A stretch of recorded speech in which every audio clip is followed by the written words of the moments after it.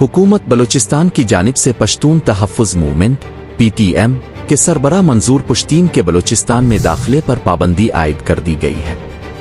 हुकूमत बलूचिस्तान के मुताबिक मंजूर पुश्तीन पर सूबे के तमाम इज़ला में दाखिले पर पाबंदी होगी। हुकूमत बलूचिस्तान का कहना है कि PTM सरबराह मंजूर पुश्तीन पर 90 दिनों के लिए सूबे में दाखिला पर पाबंदी आयद की गई है।